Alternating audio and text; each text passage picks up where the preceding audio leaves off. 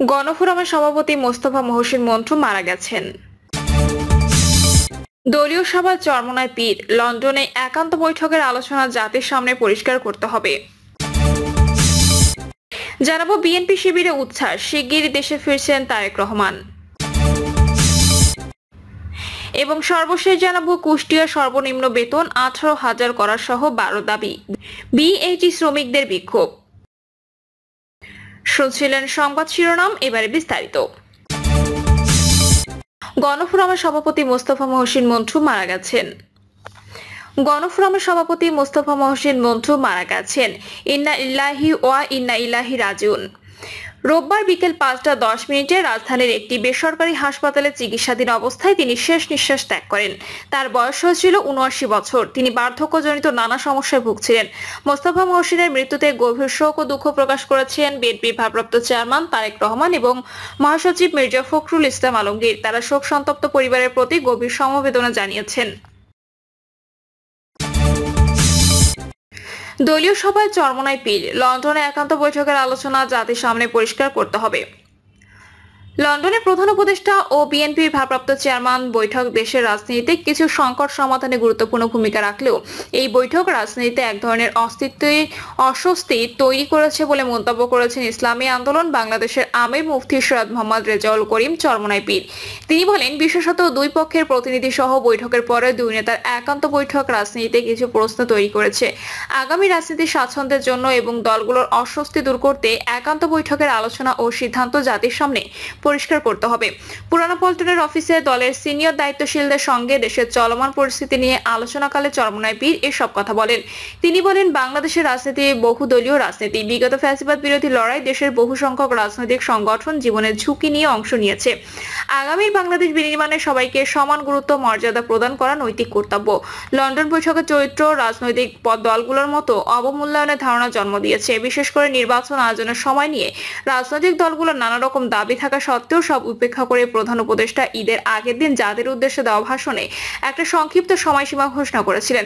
জাতির উদ্দেশ্যে দেওয়া ভাষণে সে সময়সূচি নির্ধারণ করা হয়েছে, তা একটি একান্ত বৈঠকের পরে পুনর্বিবেচনা করা যৌথ ঘোষণা দেওয়া রাজনীতিতে অস্বস্তি তৈরি করেছে। সুস্থ রাজনৈতিক সংস্কৃতির বিনির্মাণের স্বার্থে এই অস্বস্তি দূর করা উচিত। ইসলামী আন্দোলন বাংলাদেশের আমির বলেন, নির্বাচনের আগে প্রয়োজনীয় মৌলিক সংস্কার ও পতিত ফ্যাসিবাদের বিচার নিশ্চিত করার দাবি পুনর্ব্যক্ত করছে। ইসলামী আন্দোলন বাংলাদেশের নির্বাচনের ডামাডোলের সংস্কার ও বিচার যাতে আড়াল না হয় সেদিকে সরকার ও সংশ্লিষ্ট সবার দৃষ্টি আকর্ষণ করছি। বিএনপির প্রতি আহ্বান জানিয়ে চরমোনাই পীর বলেন, নির্বাচন নিয়ে আপনাদের প্রত্যাশা পূরণ হয়েছে। এখন দেশকে ভবিতব্য সব স্বৈরতন্ত্রের হাত থেকে রক্ষা করতে সাংবিধানিক সংস্কার কমিশনের প্রস্তাবের সঙ্গে আপনাদের সহযোগিতা কামনা করছি। প্রধানমন্ত্রীর মেয়াদ, এনসিসি গঠন, সংসদীয় কমিটির প্রধান বিরোধী দল থেকে দেওয়া সহ স্বৈরতন্ত্র প্রতিরোধে যেসব সতর্কতামূলক আইনি প্রতিবন্ধকতা প্রস্তাব করা হয়েছে তাকে বিএনপি সমর্থন করবে বলে আশা করছি। বিএনপি শিবিরে উচ্ছ্বাস, শিগগিরই দেশে ফিরছেন তারেক রহমান। আগামী 5ই আগস্টের আগে দেশে ফিরতে পারেন বিএনপির ভারপ্রাপ্ত চেয়ারম্যান তারেক রহমান। তাকে স্বাগত জানাতে প্রায় 10 লাখ লোক সমবেত হতে পারে রাজধানী ঢাকায়। বিএনপি সূত্রে এসব তথ্য জানা গেছে। প্রধান উপদেষ্টা ডক্টর ইউনূস ও তারেক রহমানের মধ্যে বৈঠক শেষে বাংলাদেশ সময় বেলা 3:45টার দিকে লন্ডনে পার্ক লেনের হোটেলে সাংবাদিকদের সঙ্গে আলাপকালে দলটির স্থায়ী কমিটির সদস্য আমির খসরু মাহমুদ চৌধুরী বলেন, বিএনপির ভারপ্রাপ্ত চেয়ারম্যান তারেক রহমানের দেশে ফিরতে কোনো বাধা নেই। তিনি যখন খুশি দেশে ফিরতে পারেন। সময় মতো তিনি এই সিদ্ধান্ত নেবেন। এদিকে বিএনপি নির্ভরযোগ্য সূত্র জানিয়েছে, ডক্টর ইউনূসের ফলপ্রসূ বৈঠকের পর বিএনপি শিবির উচ্ছ্বসিত। দ্রুতই বিএনপির শীর্ষ নেতা তারেক রহমান দেশে ফিরছেন। 5ই আগস্টের আগেই তারেক রহমান দেশে ফিরতে পারেন অথবা নির্বাচনী তফসিল ঘোষণার পরপরই দেশে ফিরবেন। নির্বাচনী ডামাডোলের এক উত্তাল সময়ে তিনি প্রিয় মাতৃভূমিতে ফিরে আসবেন। সেদিন তাকে স্বাগত জানাতে অন্তত 10 লাখ লোক সমবেত হতে ঢাকায়। সারা দেশ থেকে বিএনপির হাজার হাজার নেতাকর্মীর বাঁধভাঙা উচ্ছ্বাস ধরে রাখাই কঠিন হবে। রাজধানী ঢাকা এক জনারণ্যে পরিণত হয়ে যাবে। রাজনৈতিক এক মহানায়কের আগমনে উপচে পড়া সে ঢেউ সারা দেশের নির্বাচনী জোয়ারে উত্তাল তরঙ্গ সৃষ্টি করবে অনায়াসে। প্রশংসায় ভাসছেন ভারপ্রাপ্ত চেয়ারম্যান। লন্ডন বৈঠকে জাতীয় নির্বাচন সহ দেশের স্বার্থ সংশ্লিষ্ট বিষয়াদি আন্তর্জাতিক খ্যাতি সম্পন্ন ব্যক্তিত্ব নোবেল জয়ী ডক্টর ইউনূসকে যথাযথভাবে বোঝাতে সক্ষম হয়েছেন তারেক রহমান। রাজনৈতিক প্রজ্ঞা স্বাক্ষর রাখায় এজন্য তিনি সামাজিক যোগাযোগ মাধ্যমে প্রশংসায় ভাসছেন। ইতিবাচক দিক তুলে ধরে অনেকে তারেক রহমানকে নিয়ে নানা স্ট্যাটাস দিচ্ছেন। শত্রুপক্ষে চরম পরাজয়। রাজনৈতিক বিশ্লেষকরা মনে করেন, লন্ডন বৈঠক সফল হওয়ার গণঅভ্যুত্থান বিরোধী সব অপশক্তি শত্রুদের চরম পরাজয় হয়েছে। একই সঙ্গে ঢাকা দক্ষিণ সিটি কর্পোরেশনের ইঞ্জিনিয়ার ইশরাক হোসেনের মেয়র পদের শপথ ইস্যু এবং কাঙ্ক্ষিত সময়ে নির্বাচনের তারিখ ঘোষণার দাবি নিয়ে বিএনপির সঙ্গে সরকার তথা ডক্টর ইউনূসের মধ্যে যে বৈরী অবস্থা তৈরি হয়েছিল সেটি এখন আর নেই। এক বৈঠকে সব উত্তাপ উবে গেছে। লন্ডন বৈঠকের সাফল্যে শুধু রাজনৈতিক সংকটই কাটেনি, পুরো দেশ রাতারাতি নির্বাচনী ট্রেনে উঠে পড়েছে। ফেব্রুয়ারিতে নির্বাচন, হাতে সময় এখনো 7 মাস, তবু কারো যেন ফুসরত সইছে না। স্মরণকালের ঐতিহাসিক জাতীয় নির্বাচনে প্রার্থী হিসাবে নাম লেখাতে দৌড়ঝাঁপ শুরু হয়ে গেছে। শুধু বিএনপি নয়, গণতন্ত্রকামী নির্বাচনমুখী সব দলের সম্ভাব্য প্রার্থী অভূতপূর্ব এই নির্বাচনী উৎসবে যোগ দিতে মাঠে নেমে পড়েছেন। এছাড়া আসন ভাগাভাগি সহ পর্দার আড়ালে নির্বাচনী নানা হিসাব নিকাশ ও সমঝোতার আলাপ সেরে নিতে অনেকে ছুটছেন সাজঘরে। লন্ডন বৈঠকের ফল বিশ্লেষণ করতে গিয়ে যুগান্তরের কাছে কয়েকজন রাজনৈতিক বিশ্লেষক ও রাজনীতিবিদদের পর্যবেক্ষণ ছিল এরকম। রাজনৈতিক পর্যবেক্ষক মহল মনে করেন, শুক্রবার প্রধান উপদেষ্টা ডক্টর মোহাম্মদ ইউনূস এবং বিএনপির ভারপ্রাপ্ত চেয়ারম্যান তারেক রহমানের মধ্যকার প্রথম বৈঠকে বাজিমাত। এক মুহূর্তে উবে গেছে সব অনিশ্চয়তা। অনেকের ভাষায় একদিকে জনমনে বইছে স্বস্তির ঢেউ, বিপরীতে চরম হতাশায় নিমজ্জিত ষড়যন্ত্রকারীরা। কেউ কেউ বলছেন ষড়যন্ত্রের কফিনে শেষ পেরেক মেরেছে লন্ডন বৈঠক। কুষ্টিয়া সর্বনিম্ন বেতন 18,000 করা সহ 12 দাবি, বিএটি শ্রমিকদের বিক্ষোভ।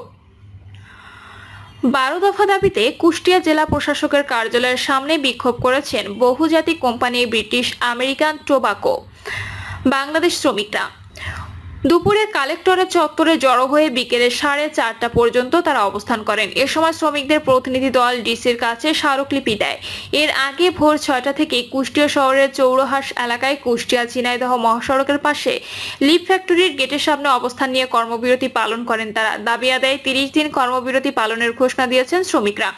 এ বিষয়ে কুষ্টিয়া জেলা প্রশাসক মোহাম্মদ তৌফিকুর রহমান বলেন, বেতন বাড়ানোর বিষয়টি ব্রিটিশ আমেরিকান টোবাকোর নিজস্ব বিষয়। শ্রমিকদের আন্দোলনের বিষয়টি নিয়ে তাদের সঙ্গে কথা বলবো, তাদের প্রবলেম তাদেরকে সমাধান করতে হবে। প্রাইভেট অর্গানাইজেশনকে তো ফোর্স করতে পারি না, সরকারি অর্গানাইজেশন হলে দেখতে পারতাম। যতটুকু আইনের আওতায় তাদের থাকার কথা সেটা আছে কিনা সেটা আমরা দেখব। সুপারভাইজার হিরুচাঁদ ও লাইজু আহমেদ বলেন, 12 দফা দাবির বিষয়টি জানিয়ে ডিসি স্যারের কাছে আমরা স্মারকলিপি দিয়েছি। তিনি আমাদের সমস্যাগুলো সমাধানের আশ্বাস দিয়েছেন। তিনি আরো বলেন, দাবি আদায়ে সকাল থেকে আমরা কার্যবিরতি পালন করছি। সকাল থেকে দুপুর পর্যন্ত ফ্যাক্টরি গেটে অবস্থান করছিলাম। এরপর আমরা ডিসি অফিসের সামনে বিক্ষোভ করেছি। দুপুর 2:30 থেকে বিকেল 4:30 পর্যন্ত ডিসি অফিসের সামনে আমরা কর্মসূচি পালন করেছি। আমরা এরই মধ্যে 30 দিনের কর্মবিরতি কর্মসূচি পালনের ঘোষণা দিয়েছি। দাবি আদায় হলে আমরা কাজে যোগদান করব। কর্মবিরতি পালন করা রাতুল ও চয়ন বলেন, আমরা প্রতি মাসে 10,500 টাকা বেতন পাই। প্রতিদিন 8 ঘন্টা ডিউটি করি। এই বেতনে আমাদের সংসার চলে না। আমরা অনেক বৈষম্যের শিকার। তারা বলেন, আমাদের বেতন বাড়াতে হবে, 12 দফা দাবি মানতে হবে। দাবিগুলো না মানা পর্যন্ত আমাদের এই কর্মবিরতি কর্মসূচি চলবে। আমাদের যৌক্তিক দাবিগুলো মেনে নিলে আমরা কাজে ফিরব। শ্রমিকদের 12 দফা দাবিগুলো হচ্ছে, সর্বনিম্ন বেতন 18,000 টাকা দিতে হবে, প্রতি বছর বেতন 20% হারে বাড়াতে হবে, বেতনের সমপরিমাণ বোনাস দিতে হবে, সাপ্তাহিক ছুটি সহ অন্যান্য ছুটির দিনে ডিউটি করলে বেতন বাদে 16 ঘন্টা ওভারটাইম দিতে হবে, ফুল সেট মানসম্মত 2 সেট পোশাক দিতে হবে, নাইট অ্যালাউন্স দিতে হবে। কর্মরত অবস্থায় কোনো শ্রমিকের দুর্ঘটনা ঘটলে সম্পূর্ণ চিকিৎসা খরচ সহ চিকিৎসা চলাকালীন সময়ের বেতন দিতে হবে। সব শিফটে মানসম্মত নাস্তা দিতে হবে। পরবর্তী সিজনে চাকরির নিশ্চয়তা দিতে হবে। সিজন শেষে 4 মাসের বেতনের সমপরিমাণ খোরাকি দিতে হবে। গত 24 এপ্রিল থেকে বেতন প্রদান করতে হবে এবং কোম্পানির বিভিন্ন অনুষ্ঠানে অংশ নেওয়ার সুযোগ দিতে হবে। প্রিয় দর্শক, এই ছিল এখনকার সর্বশেষ সংবাদ। আপডেট সব সংবাদ পেতে চ্যানেলটি সাবস্ক্রাইব করে বেল আইকনটি ক্লিক করে রাখুন।